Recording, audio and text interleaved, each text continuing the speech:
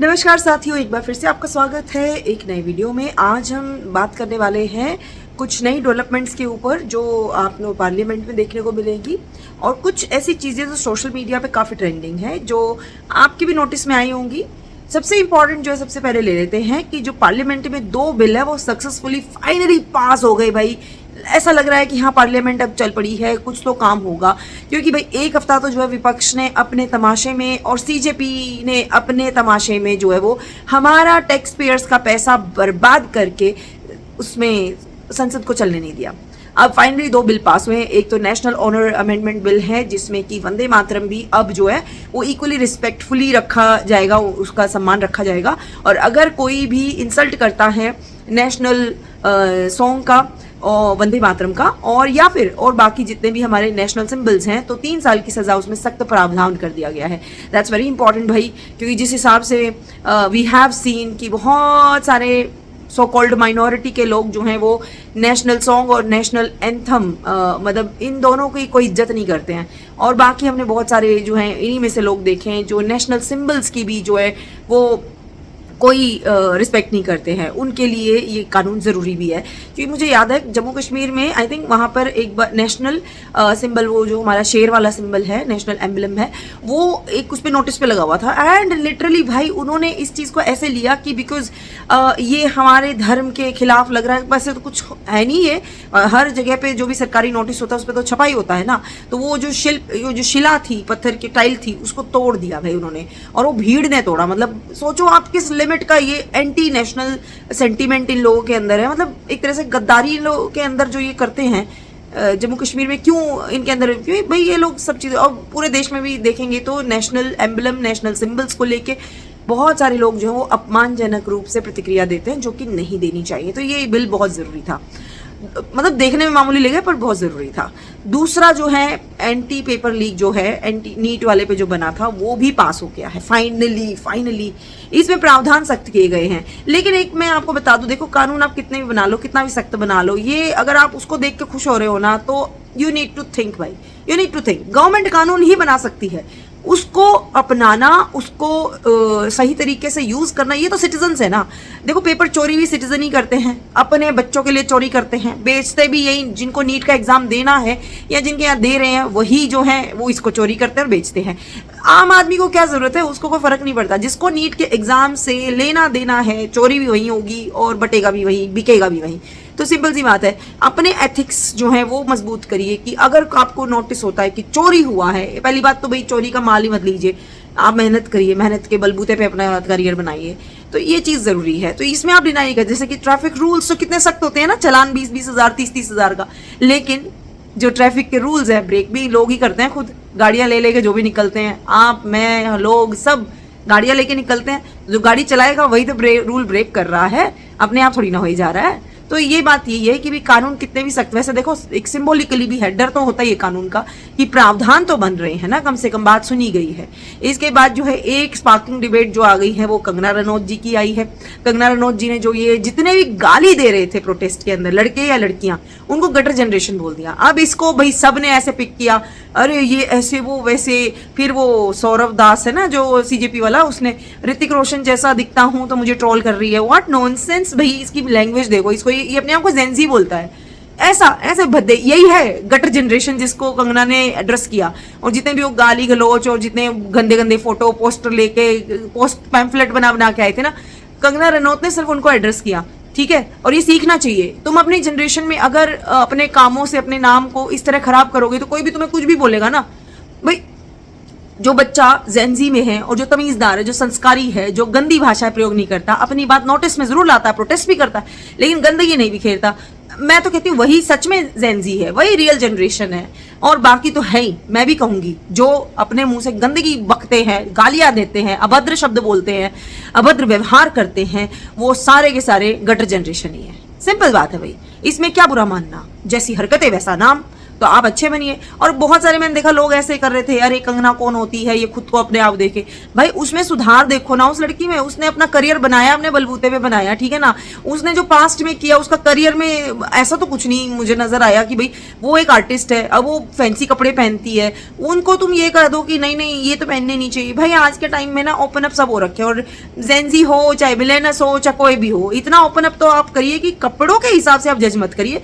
और मैं किसी बच्चे को भी जज नहीं करती भाई, ठीक है, कपड़े अपनी पसंद होती है, जो आपकी प्योरिटी है, जो गंदगी है वो तो आंखों में है ना, आप जिसको जैसे देखना चाहो। भाई गंदा इंसान लीचड़ अगर किसी की सोच होगी ना, वो पूरी चद्दर में लिपटे हुए शरीर को भी एक्सरे कर लेता है, ठीक है, पूरे सूट सलवार में भी वो एक्सरे कर लेगा शरीर का। तो ये सारी दिमाग की सोच है, बस जैसा गंदा दिमाग वैसी सोच। तो ये गटर जनरेशन वाला रिमार्क जो था वो पर्टिकुलरली उनके लिए था, एज यूजुअल जो मैंने आपको बताया कि भाई जो गंदगी बकेंगे, जो गालियां देंगे, वो गटर जनरेशन कहलाएंगे। फिर इसके बाद जो है सुप्रीम कोर्ट ने, भाई आपको याद होगा सीजेपी और गवर्नमेंट के बीच में ये सीजेपी ने कहा था भाई ये जो है कोई भी एफआईआर नहीं होनी चाहिए, किसी के ऊपर भी नहीं चाहिए। तो इस पे जो है भाई कोर्ट ने जो है खुद से संज्ञान लिया, और कोर्ट ने जो है बोला कि भाई जिनके क्रिमिनल रिकॉर्ड्स है उनके ऊपर एक्शन होगा।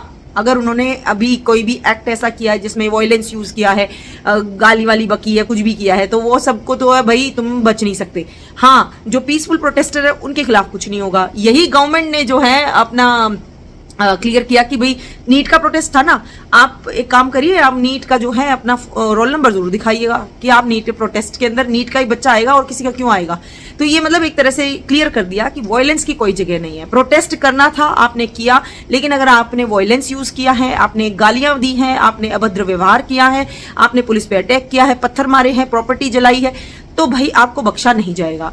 और जो जिनको ये लगता है कि कह के एक दिन में क्या होता है, भाई तुम लोगों को अंदाजा नहीं है, जो ये कर रहे हैं ना प्रोटेस्ट, जो ये कर रहे हैं, उत्पात कर रहे हैं, कि क्या क्या टेक्नोलॉजी गवर्नमेंट के पास होती है, पुलिस के पास होती है, तुम्हें पता है? बायोमेट्रिक, फेस इंप्रेशन, इनसे भाई बच्चों को, जो भी सो कॉल्ड बच्चे थे, उत्पाती आतंकी जो आ रखे थे ना, इनको ट्रेस कर करके इनकी अच्छी खासी क्लास लगाई जा रही है, इनके एड्रेस निकल रहे हैं। और तुम छोड़ो, पुलिस और सरकार नहीं लगा रही, जो भी सिटीजन ये फील कर रहा है कि मुझे पसंद नहीं आया, भाई मेरे प्रधानमंत्री को तुमने गाली दी, माय सेंटिमेंट्स गॉट हर्ट, मेरे श्री राम जी को तुमने ऐसे बोला, मेरे देवी देवताओं को बोला, सनातन धर्म को बोला, जाति विशेष ब्राह्मणों के ऊपर बहुत कुछ बोला गया गंदा, तो भाई जो हर्ट होगा वो एफआईआर करवाएगा। अब उन्होंने एफआईआर करवा दी, अब एक्शन हो रहा है, तो अब बिलबिलाओ मत, सिंपल सी चीज है ना ये। तो ये चीज यहाँ पर जो है वो बढ़िया हुई है, मैं तो कहूंगी सही है। और रही बात प्रोटेस्ट की, भाई प्रोटेस्ट की हमेशा स्कोप होता है, लोकतंत्र में कभी मना नहीं होता, प्रोटेस्ट करिए। हमने भी, मुझे याद है हम कॉलेज में थे तो हमारी कुछ डिमांड्स थी उस टाइम पे, तो हमने बड़ा पीसफुल बैठ के एक दिन धरना दिया था, but we never break anything. हमने अपना सिंबॉलिकली किया और उसके बाद दे टुक दी, लाइक हमने एप्लीकेशन दे दी साइन करके, एंड भाई सीरियसली नहीं करेंगे तो फिर दोबारा बैठ जाएंगे। लेकिन प्रोटेस्ट के नाम पे आपको तोड़फोड़ अलाउड नहीं होती है, और वो हो भी नहीं सकती, करनी भी नहीं चाहिए। अगर आज जो है इनके ऊपर एक्शन नहीं हुआ ना, ये जो तोड़फोड़ करने वाले आतंकी जो इसमें एलिमेंट्स थे, गुंडे बदमाश थे, और जो सो कॉल्ड स्टूडेंट्स के नाम पे गंदगी में गटर जनरेशन जो आई थी, अगर आज इनके ऊपर एक्शन नहीं हुआ ना, तो ये हमेशा के लिए हो जाएगा इनको कि भाई ऐसा किया जा सकता है। अब आप सोचिए, आपका बच्चा बहुत अच्छा है, ठीक है, आप खुद जो है स्टूडेंट हो, बहुत अच्छे हैं, और आप इससे वॉयलेंस नहीं करते, लेकिन अपनी बात के लिए प्रोटेस्ट करना चाहते हैं। लेकिन आप सोचिए, क्या आपके प्रोटेस्ट को ऐसे आप चाहते हैं नाम हो जाए कि देखो तोड़फोड़ करने वाले, ये ऐसे करने वाले, ये गंदे हैं, मतलब आप सोचिए आपका नाम क्या होगा। और एक एफआईआर, एक पुलिस कंप्लेंट भाई बहुत कुछ बिगाड़ सकती है। तुम्हें जीवन में कोई नौकरी नहीं देगा, तुम्हें पासपोर्ट मिलने में बड़ी तकलीफ आएगी, डॉक्यूमेंट्स तुम्हारे वेरिफिकेशन में बड़ी मुश्किल आने वाली है, मतलब लाइफ लाइक अ हेल हो जाएगी। ये अंदाजा तुम लोगों को तब तक नहीं होता है, तुम मतलब जो लोग ऐसी हरकतें करते हैं, जब इनके ऊपर बीतती है ना तो फिर। और हाँ, जो ये गुंडे बदमाश और बदतमीज और घटिया लोग इसमें आए हुए थे प्रोटेस्ट में, उनको कोई फर्क नहीं पड़ता, क्योंकि ये सच में गटर वाले ही हैं, ये यहीं पड़े रहेंगे। इनका यही काम है कि जहां आंदोलन है वहीं जाके रोटियां सेकने चले जाओ, मुफ्त का खाना और कुछ 500-600 रुपए की दिहाड़ी बन जाएगी डेली की, बस मजे ही मजे।